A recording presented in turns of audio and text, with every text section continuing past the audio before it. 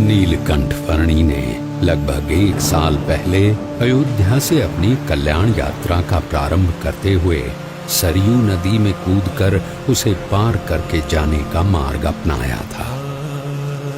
और आज अयोध्या से मुक्तिनाथ की ओर जाने के लिए भी उन्होंने वही मार्ग अपनाया।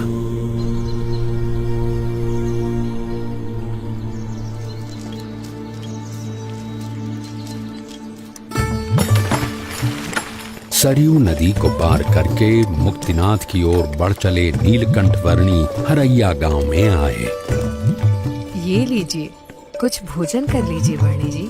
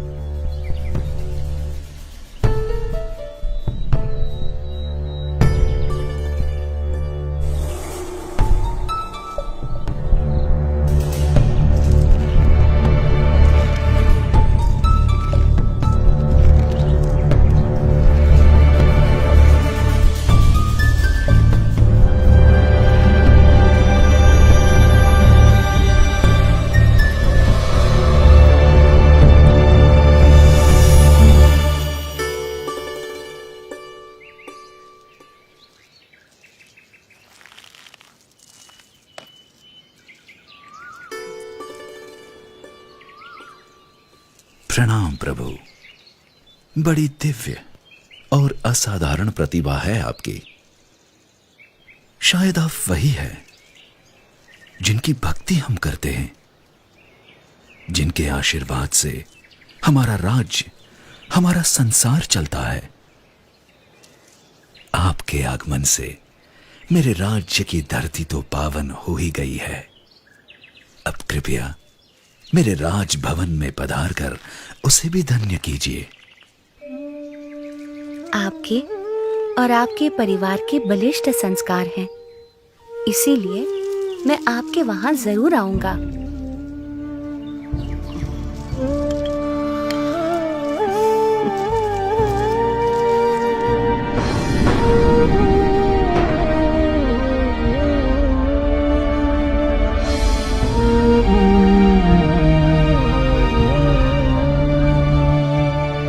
नीलकंठ वर्णी वंशीपुर गांव आ पहुंचे।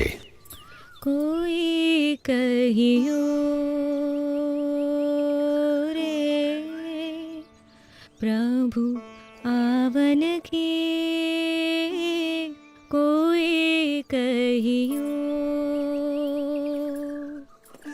प्रभु आवन की, मन भावन की, प्रभु आवन की, मन भावन की, कोई कहियो रे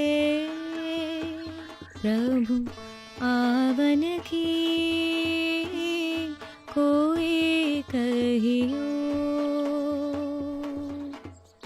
आपन आवे लिख नहीं भेजे, बान परी ललचावन की, आपन आवे लिख नहीं भेजे, बान परी ललचावन की, ये दो नैना कहो नहीं माने, ये दो नैना कहो नहीं माने, नदियाँ बहे जैसे सावन की, नदियाँ बहे जैसे सावन की,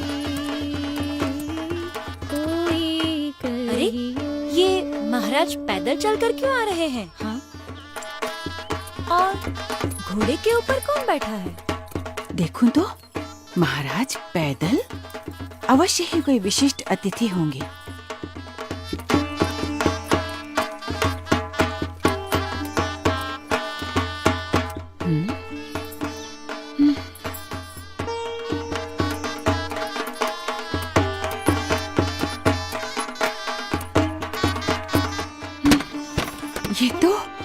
ये तो सच में कोई दिव्य व्यक्ति हैं। सब सब चलो, उनके स्वागत की तैयारी करो। जी महारानी जी।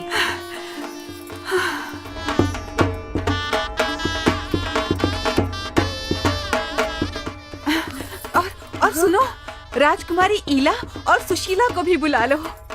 जरूर महारानी जी।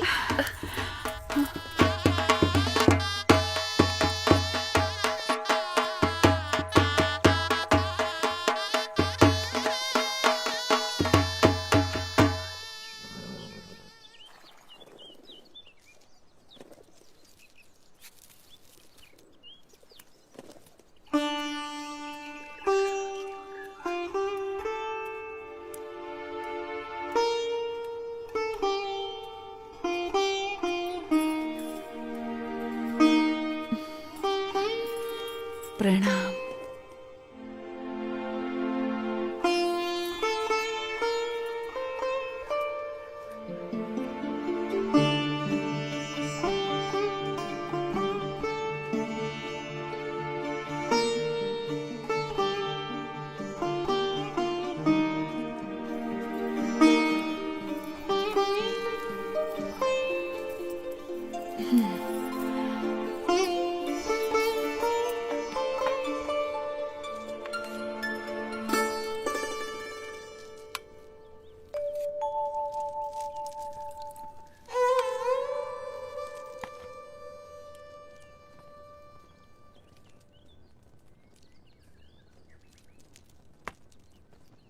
वर्णी जी, हमारे राजा धर्म पालन के आग्रही है और उसके फलस्वरूप उनके ऊपर ईश्वर की इतनी कृपा है कि उन्हें इतनी प्रतिष्ठा, इतना मान सम्मान, इतनी धन दौलत, इतना वैभव, ऐसा श्रेष्ठ भोजन, सब कुछ प्राप्त है।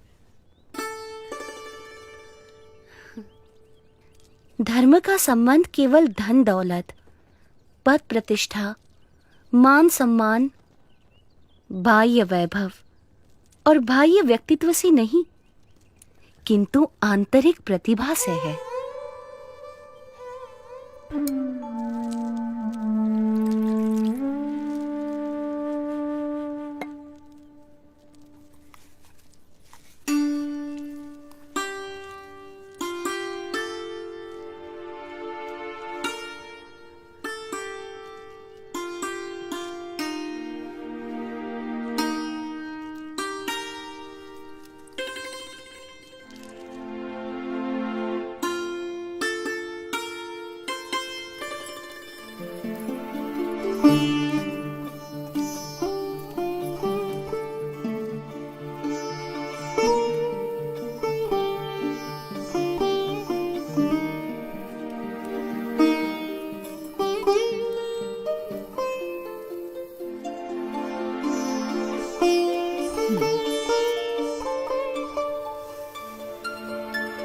प्रभु, हमारा कोई पुत्र नहीं है।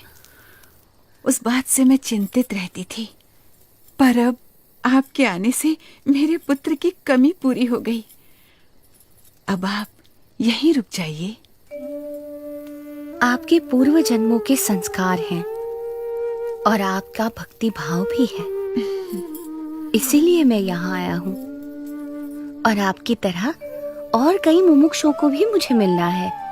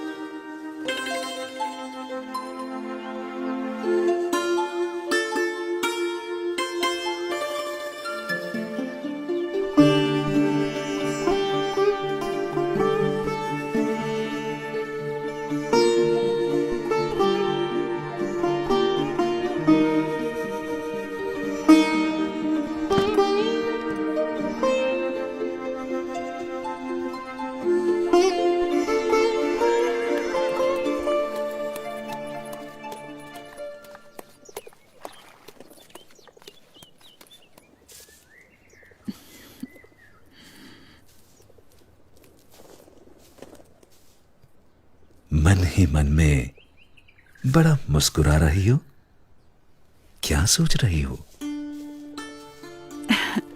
सोच रही हूँ, नीलकंठ वर्णी कितने महान व्यक्ति हैं। सरल जीवन और उच्च विचार। और हमारी ईला और सुशीला भी कितने भक्तिभाव से उनकी सेवा में जुड़ गई हैं।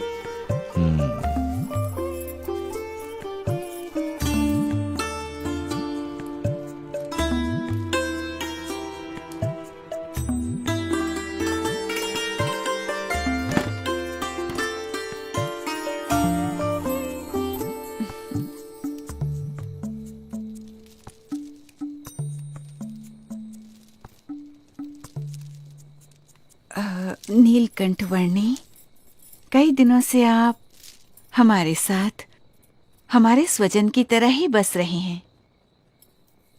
और केवल हम ही नहीं, पर यहाँ छोटा बड़ा हर कोई आपको अपना स्वजन समझने लगा है। सभी को आपसे लगाव हो गया है।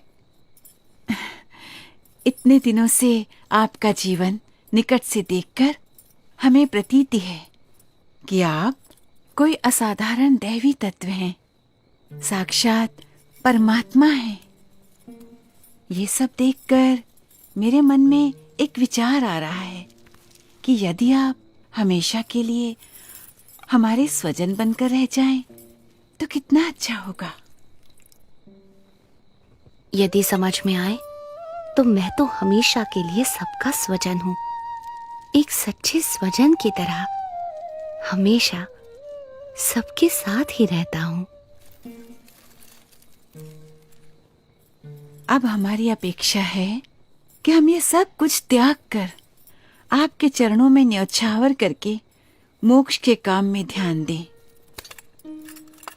और हमारी सारी धन दौलत, हमारी सारी संपत्ति, हमारा राज्य और ईला और सुशीला को भी आपको सौंप दें। हमारी पुत्रियों से ब्याह करके हमारा सब कुछ स्वीकार कर लीजिए नीलकंठ।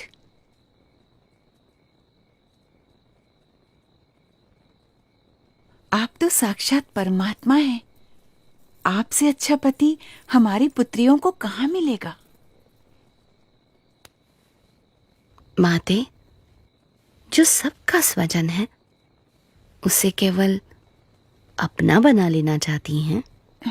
मैं आप सबको सारे बंधनों से मुक्त करना चाहता हूँ और अब मुझे ही ये सब बंधनों में बांधना चाहती हैं? बेटा, अभी जवानी फूटी नहीं है, इसलिए ऐसी बातें कर रहे हो। पर जब जवान हो जाओगे तब स्त्री सुख के बिना रह नहीं पाओगे। जब स्त्री सुख के लिए तड़पोगे तब एहसास होगा कि ऐसी सुंदर कन्याओं और ऐसे राज्य का प्रस्ताव ठुकरा करके तुमने बहुत बड़ी भूल कर दी। पर तब यह मौका निकल चुका होगा। क्षमा कीजिएगा, पर आप मोह में अंध होकर मुझे जानते हुए भी मेरा असली स्वरूप भूल रहे हैं।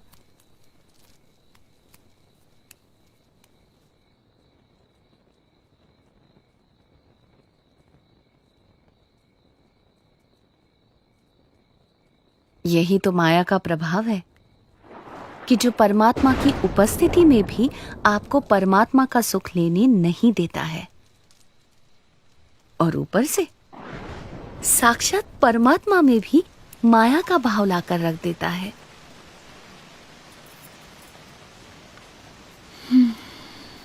माँ, पिताजी, ये नीलकंठ वर्णी तो निर्लेप है, निर्विकारी है। ये सब मोह माया से परम सुख के दाता स्वयं परमात्मा हैं। वे ऐसे क्षुल्लक लौकिक सुखों में क्यों बंधेंगे? हाँ माँ, मोह से मुक्त होकर और हमारी चिंता छोड़कर नीलकंठ वर्णी की महिमा को अंतर में दृढ़ रखो। हाँ बेटा।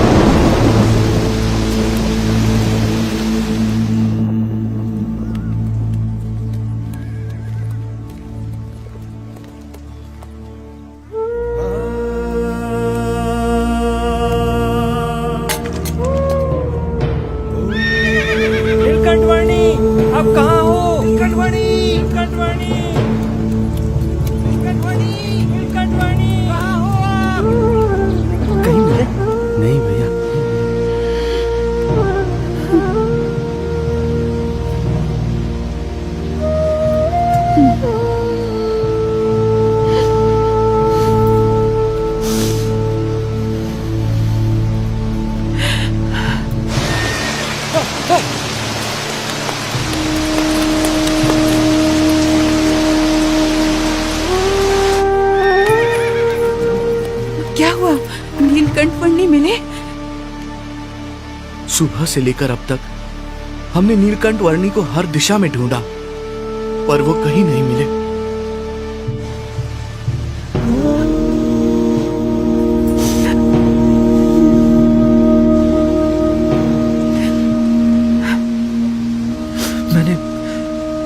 मैंने दूर दूर तक ढूंढा, पर नीलकंठ वर्णी नहीं मिले।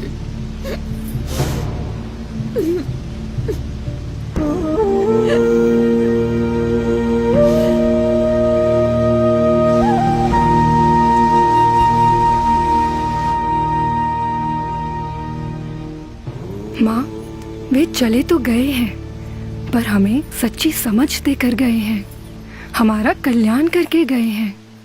उन्होंने कहा था ना कि उन्हें तो अभी अनेक मनुष्यों का कल्याण करना है। वे कहते थे ना कि यदि समझ में आए तो एक सच्चे स्वजन की तरह वे हमेशा सबके साथ ही रहते हैं, वैसे ही वे हमेशा हमारे साथ रहेंगे। हाँ बेटा।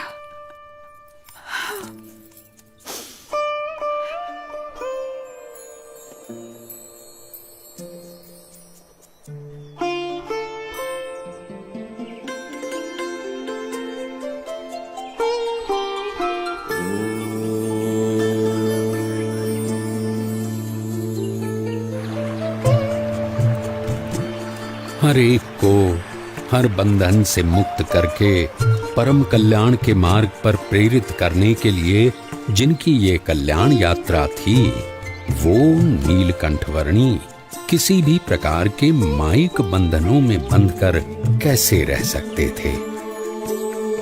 अपनी कल्याण यात्रा को अविरत रखते हुए नीलकंठवर्णी बढ़ चले वंशीपुर से मुक्तिनाथ की ओर।